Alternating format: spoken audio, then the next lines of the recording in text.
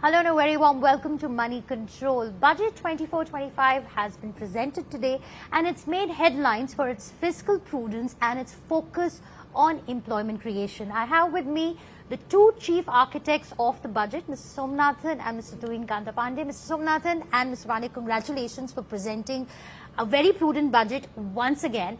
I just wanted to begin by asking you that the budget assumes a nominal GDP growth of 10.5% for FY25. However, inflation continues to be a concern. So what is the real GDP that you're expecting? Are you expecting it to be somewhere around 7%? See, for the purpose of budget making, we don't need to estimate real growth. We only need to estimate nominal growth. I'm just being very practical. The only number I need is the nominal growth. I'm confident the nominal growth is unlikely to be below 10.5%. So that's how we fixed our estimates on the basis of 10.5%, because if you have real growth of 6.5 and inflation of 4, you're at 10.5. If you have real growth of 7, inflation of 3.5, you're at 10.5. And I think the likely numbers will be in this range. Growth between 6.5 and 7, and inflation here is a combination of CPI and WPI. So I think that combination is likely to be in the range of 3.5 to 4%. So that combination of numbers means 10.5 is probably the best number for us to pick. Okay. Overarchingly, there's a sense that this time around, maybe you could have gone a little easier on the fiscal prudence bit and maybe spent a little bit more, because if you look at allocations across a lot of your flagship schemes, that they haven't really gone up substantially. What's the thought process? You need to look at the actuals of the previous year and see what the spending capacity on those schemes is. So it's not as if we have provided for any of the schemes. We have provided what the scheme is able to absorb, and many of them are centrally sponsored schemes which have implementation done by states, which require states to actually do the last mile.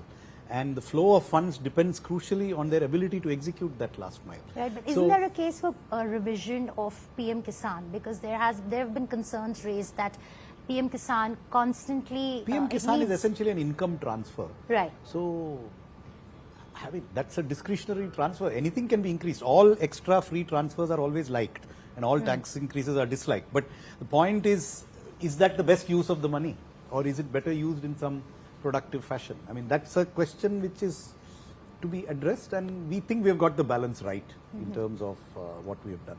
But would it be fair to say, Dr. Somanathan, that you've used the transfer from the RBI and the higher than expected tax receipts, which is both actual so far and projected, largely to reduce the fiscal deficit to come to the 4.9 number? I think we've used it, approximately half of it for deficit reduction and half of it for additional expenditure. That's the actual way it's panned out, because the total increase that we have got from both sources is about 0.4% of GDP. Right. We've done half of it as fiscal. Remember also that the RBI dividend is, it may not necessarily crash next year, but it's not a recurrent source of income. And building public expenditure programs on one-off dividends is a very dangerous thing, because public expenditure programs can be switched on easily and not switched off easily. So we have not chosen to spend the entire dividend on new expenditure programs, but we have started new expenditure programs. If you look at, you mentioned PM Kisan, but what we have done is to increase Gram Sadak Yojana, Awas Yojana. These are also rural spending, but they're not necessarily cash transfers. They are transfers that involve asset creation and rural asset creation. So there is an increase there. There's an increase on these employment schemes, partly this year, more next year. So I think we have balanced the use of this extra resource in terms of partly fiscal consolidation and partly new expenditure. If we can come to the receipt side for one moment, and if I can bring the Disinvestment Secretary in, could you give us there's 50,000 crores figures which is mentioned in the budget, but could you give us a broad state of play of the disinvestment program, specifically with regard to IDBI Bank, and also is there, some media reports also indicate there's been a fundamental rethink about what the government feels about disinvestment because of the rising values of PSU, so should it go in for strategic privatization at all? So on these two aspects, if you could weigh in. I think if I may say so, I'm not a disinvestment secretary, I'm DPIM secretary. And DPIM stands for Department of Investment and Public Asset Management. Right. And I think that underlies the new approach that we have of public asset management, and not merely, it's like, the asset you manage in private side. if you have a house, you don't always sell it. You also give it on rent. And if you, in fact, there are entire REITs, the entire REIT structure is, about rental housing and so on.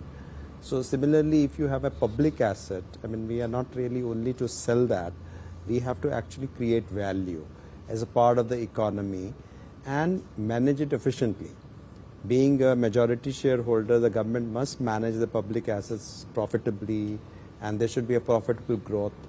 And government is not alone in this, because we have brought in the listed players, we have brought in the minority shareholders, and the investors have come in only to be saying that we are in some respects, have some fiduciary duty for their investments.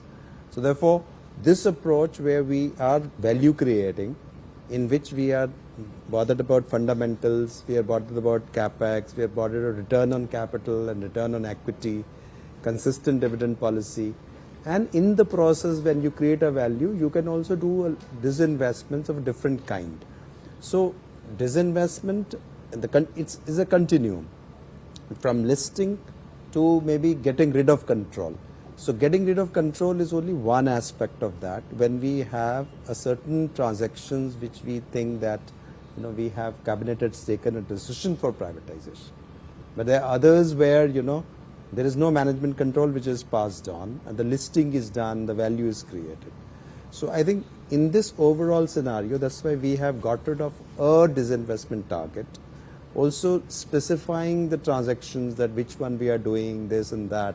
That approach we have shed.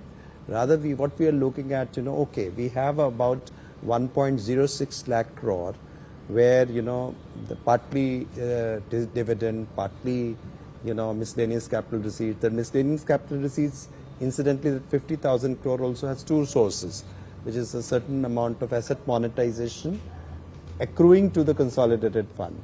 Not every asset monetization, it accrues to the consolidated fund. It goes to the concerned company for their own capex. But to that extent it does. For example, in case of InvITs, etc. In case of, say, for example, TOT and other projects of the NHAI would also get in there. And then, this 1.06 lakh crore of targeted does not also have the, from the financial institutions of the banks, which they were not giving dividends earlier, increasingly so. Apart from RBI, the others are giving dividend as well. So I think in that strategy, we are looking at all different elements of public asset management as not merely disinvestment. Now coming to the second part of your question is on specific transaction where we have done, we will continue to see that they are taken to their logical culmination. So what progress have we made in the IDBI disinvestment? Well, IDBI, we expect that RBI will complete its fit and proper soon on the bidders, following which we will do the due diligence because we have to take them to the virtual data room. But this has been held up at the RBI level for quite some time now, right? Well, it has taken some time, yes. So is there a concern But there? you haven't got it as yet. No. We haven't got yet, but I believe they are in advanced stage. So, Dr. Somanathan, if I could ask you about the revenue estimates that you've made. There has been no change in the income tax estimates in the budget, despite the fact that there's been a hike in LTCG and STT. Are they both? And there has been a reduction in personal income tax rates and a reduction in excise duty on gold. Customs duty on gold. So that's where it's gotten offset. So the figures are mentioned. There's a net 7,000 negative. It is mentioned So what in the was speech. what was the thought process behind the move that has been made on hiking LTCG and STT? Because it spooked the markets. A lot of memes are doing the rounds Yeah, on. I think everybody was expecting it, but it still spooked them. Yeah. Because everybody told me before budget, this is we want simplification, we want rationalization, we have too many rates, too many complications, some are indexed, some are not. One is at 15, one is at 10, one is at 20. But you simplified upwards. I think there was... Yes, and some downwards. Some downwards. Yeah. So, Yeah, the so property any tax. simplification doesn't necessarily... one should not ask for a simplification if one is asking for is a reduction. Let's be clear. But that's what even we in need. GST, let me say, when people say rationalization of GST, if everybody is expecting that all rates will go to 5%, I think it's a wrong expectation. So this is a pure and simple cleanup of our very complicated rate structure in capital gains along with an increase. So the earlier structure was something for listed, something else for listed REITs, something else for unlisted, something else for property, etc., Right. etc. Now we have a simple regime. It's 12.5% without indexation Across all assets. across all asset classes. And the period of retention is 1 year for all listed assets, including REITs and InvITs. And the period of retention for all other non-listed assets, including gold and property, is 2 years. So there is a uniformity, it's a much simpler structure. The return forms will become smaller once we get through this transitional year, because this year there is a difference between gains before 22nd of July and after. But in the future, you'll see the form becoming much easier, because many of these classes will now compress together. So it is also a fact that our rate of capital gains tax by global standards on long-term listed equities is low. It is not high. It's much lower than our marginal income tax rate of 39% at the highest end. It is a fact that 88% of our capital gains income is earned by people with incomes above 15 lakh rupees and 62% by people whose incomes are more than 1 lakh rupees. So this is not the poor we are talking about. You mean 1 But crore? they- 1 crore, 1 crore, sorry, 1 crore. 62% accrues to people whose income is more than 1 crore. I'm talking about capital gains. So capital gains is by no means the preserve of the middle class or something like that. In fact, quite the opposite. I would also say that this is the most elastic item of revenue sources in income tax, because this is growing faster than salaries, it's growing faster than property income, growing faster than income from other sources. If we don't tax this at an appropriate rate, this country cannot become a Viksit Bharat. We can't become a Viksit Bharat without taxing the fastest growing element of income at a decent rate. So we've compared international rates. We are still very low at 12.5%. Canada increased its capital gains rate in this budget to 66% of the applicable rate, But which in then- India would but be 26%. Fair per enough, annum. but Yeah. that's a developed economy. You look at the per capita No, a increase. developing economy needs more resources than a developed economy. I We get, actually need fair more enough, fair resources enough. to be raised. But the middle class Is getting an constantly extra benefit of 25,000 more of tax free capital gains. So what was 1 lakh has become 1,25,000. So, Dr. Somanathan, following the logic, And our evidence does not show the middle class as the main earner of capital gains tax. It shows the rich piggybacking on the middle class, claiming that it is a middle class issue. but to follow the logic of what you are saying, and your reference to Piketty in an earlier interview, wouldn't it be then logical to assume that the capital gains tax would go up and at the end converge with the remember marginal I said rate? the main aim is rationalization. Right. We do not think, we have not attempted to increase rates on any other asset class. We have unified all rates at 12.5%. 12.5% on property is approximately the low end of where it actually is today. 20% with indexation, we have done the calculations, approximately works out to, in most cases, 12.5% or more. I mean, the actual incidence is lower at 12.5 in most cases. So it's a function of how much the property has grown. If it's grown at anything above 10%, this is actually better. And most properties grow at more than 10%. So, sir, your arguments about capital gains going mostly to the rich are well taken. It's obviously true. But another way to think about this could be that, let's say, countries like Hong Kong or Singapore or some of the Far East Asian countries have For much this, let's compare Hong Kong and not the US or UK and become a Viksit Hong Kong. We don't want, I guess, the democratic freedoms of Hong Kong here. So, I mean, Sure. Very quickly, you've estimated about 1.2 lakh crore revenues from spectrum auction. But that's not how it has panned out in the past. So what's driving the confidence that you'll be able to raise 1.2 lakh crores? I have gone by the figure given to me by the Department of Telecom. So I wouldn't be able to answer that question. I think it is not only auctions. It's not just telecom. It is. It is not. No, I mean. It's not just auction. Okay, it's just not spectrum Where? auction. Which one? This, Telecom non-tax revenue. 1.2 lakh crore revenues from spectrum auctions. That's I wouldn't. No, be able I mean Okay, it will sure. be a total thing, because they must be having certain things which are. I think there are auctions that have been auctions completed have been which pay in completed and installments. they have to have Okay. collected in installments. That's my impression. Sure. But I That cannot is how give it you is. a It is not, it is not a It's not that one-time you thing. pay the entire auction It's amount. pay No. as you go. sure. You auction and you agree to pay in installments. And this 10,000 crore that has been allocated for a price stabilization fund, that's a huge quantum jump Yes. from the last. So what was the rationale? What's the rationale behind It that? is to keep prices of pulses and oilseeds under a decent, I mean, we want to increase MSP procurement of these, give farmers an assured price. It has succeeded in wheat and rice. We now need it to succeed in pulses and oilseeds, for which a corpus is needed. This is not necessarily an annual feature, because unlike wheat or rice, there is not necessarily going to be a huge subsidization of the. So we buy it and we sell it. We buy it so that farmers have an assured price, for which we will need to maintain some buffer stocks. So this is basically an infusion into the price stabilization fund, mainly for the products that are not currently fully procured under MSP. Doesn't mean we'll necessarily procure all the product. We will give a guarantee of procurement, and whatever is not absorbed at MSP can come to us. So it will be a fallback arrangement. It was always there, except that it is being expanded. It's been expanded No, and made more effective. Yeah, because the earlier allocations were to the tune of maybe like a No, few and hundred earlier the crores. proportion that was being bought was small. Much smaller, We're going to be yeah. more Earlier, ambitious. couple of years, 3 years back also, it was much larger amount. The corpus is 1,000 crores from what I remember reading. 1,000 crores. So I've never seen it at a 10,000 crore number that we saw. No, it is.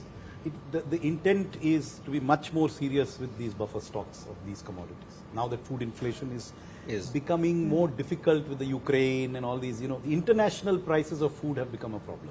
Sure. So we need to do a better job on the domestic side, which is the only thing we can control. So just to come back to capital gains tax, just one more. I don't want to commit you to finance secretaries who might come after you and finance ministers, but nonetheless, are these the terminal points, at least for now? And how I would certainly say that there is no intention of, at this point of time, of going anywhere else. This is not a intermediate station. This is the destination. It is, and I want to repeat, and this is a serious point. Sure. We did intend to unify and simplify. Otherwise, frankly, I don't think 12.5 is necessarily the right rate for capital gains on long-term equities. It could be higher. Yeah, But of course. I don't think it is right to bring everything into that rate. And we have attempted basically a rationalization, but not on the side of lowering the tax take, because this is a sector which we think is a future elastic source of revenue and must be tapped, because we will need income from this revenue. It's already very significant. We get over 1 lakh of crores on this. So it's not small anymore. the And increase is also marginal. It's very not- marginal. From 10 to 12.5 is, Canada increased it from 50% of applicable rate to 66% of applicable rate this April. The US has proposed, Mr. Biden has proposed an increase. So this is, So Mr. Biden is no longer in the race. yeah, he's not in the race, but his budget doesn't get passed anyway. That's different. And his successor is unlikely to implement higher rates of capital gains tax. But If you like that kind of regime, that's a different matter. But I think we are looking at what's good for India. India does need tax revenue. Sure. Earners of capital gains are not poor, and we will continue to tax capital gains. And we otherwise- need to tax capital gains, and we need to tax it at a decent rate. And how do you not otherwise so run this concessional employment that, scheme, Because you got to be spending on employment. And you got to be- inequality Right. is rising primarily through share wealth globally. right. Let's also understand, we keep talking about rising inequality. The biggest source is listed equity valuations. So this is not a step which is in any way immoderate. It's a very moderate change in taxes on a very large source of wealth in the country. So one on the fiscal deficit. So next year is 4.5. Yes. Then I think the 3% number, which was a relic of the Maastricht Treaty, I think has been abandoned, if I am not mistaken. And instead, you move towards reducing the public debt as a percentage of GDP. Our That's- aim, as stated in the speech, and it's a formal and important statement, is that we move towards targeting a reduction in the public debt and fixing a deficit target that aligns with that. So it's not that we are So not going to have a necessarily- deficit. We not will have a deficit necessarily a target. fixed ratio. But the deficit may not be a fixed number. Right. But the debt will be, I mean, is there a number that There will be a goal for the debt, but it will be a declining goal, certainly. And which means the key difference is that growth rates, interest rates, inflation rates, all these affect what is a sustainable fiscal deficit. Right. A single numerical target, irrespective of growth rates, is not, I think, the way we would like to manage this, because that involves perhaps too much of a growth sacrifice in a country like India, which has a long way to go in terms of growth, and where investment is also going to be important. Growth is always going to be as important as other parameters. So This will give us the flexibility to ensure that on the one hand, we are not incurring debts that we cannot sustain. But on the other hand, we are not completely hamstrung by some number which is fixed theoretically on some basis. Right. And rich countries who have been lecturing us on fiscal deficits have been quite cavalier, particularly in the wake of COVID. All right, I think we're out of time. Thank you so much for joining us on Money Control and for taking all our questions very patiently. Thank you. Thank you.